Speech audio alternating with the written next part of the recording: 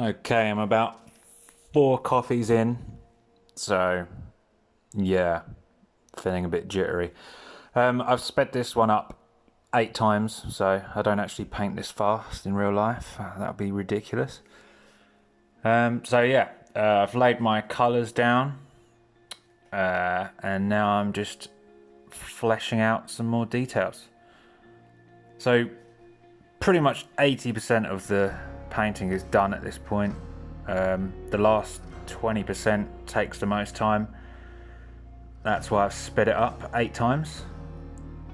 So yeah, really the first 80% of a painting, the idea and the colour and everything can be done in an hour, really.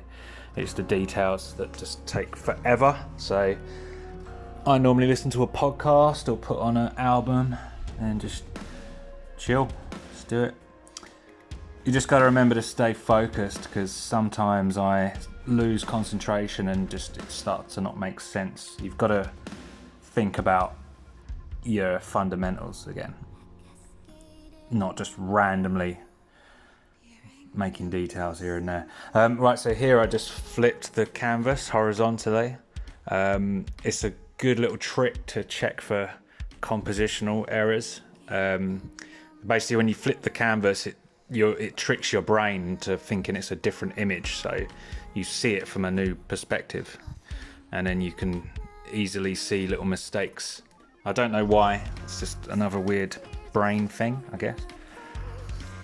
Yeah, playing around with different shapes, so lines and stuff kind of signify bridges going from building to building.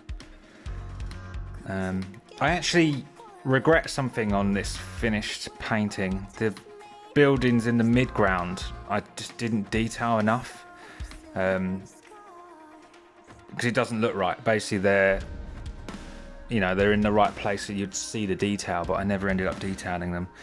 So yeah, again, never call a painting finished until it's actually finished. I always do this. So yeah, just putting in some highlights, more shapes being fleshed out.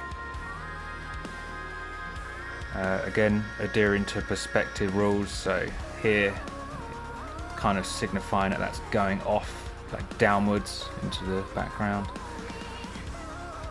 Yeah, this one's very spiky, so yeah, I've done a lot of spikes here.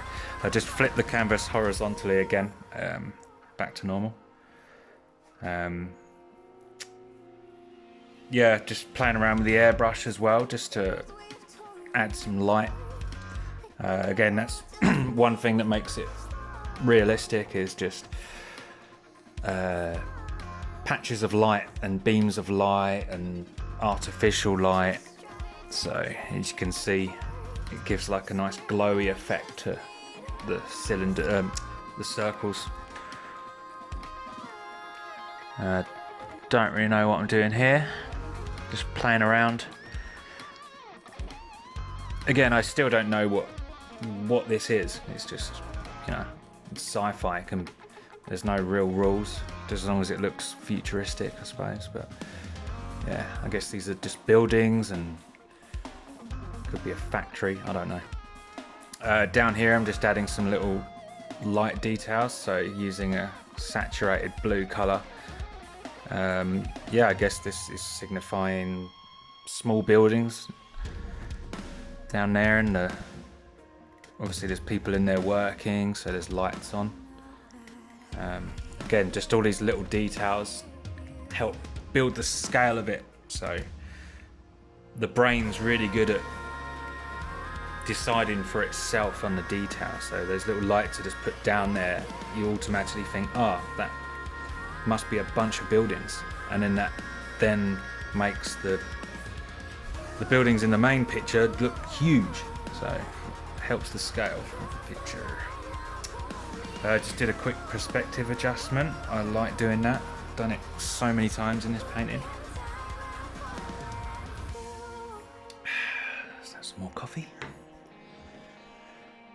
This is a good little tool. It's the little blur brush. So basically that's kind of simulating as if you was to put your finger on wet paint and smudge it. So it's a good way of blending your colours, make it look a little bit more like a traditional painting. And it's good for clouds as well. Quick level adjust again. Just add in some more small little details. So this is the very final part of the painting, and you'll notice that the brush gets smaller and smaller as you get to the end, and this is just for the real minute details. Like from far away you wouldn't even see these details. If you look on the right, it just doesn't notice, but it's not until the picture's blown up that they really pay off.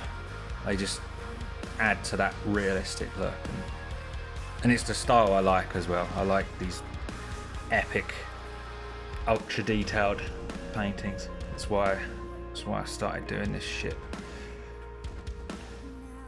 I'm sorry, should I swear on here? Am I gonna get thingied on YouTube now? I don't know how it works. Yeah, and what I'd normally do at the end of a painting is just do a last brightness and contrast adjustment, make any color adjustments, and then I'll finish it with a signature and then call it done, and then never look at it again and just forget about it, and probably just end up hating it in a few months' time, even though I love it now. So yeah, that's the joy of painting. Peace.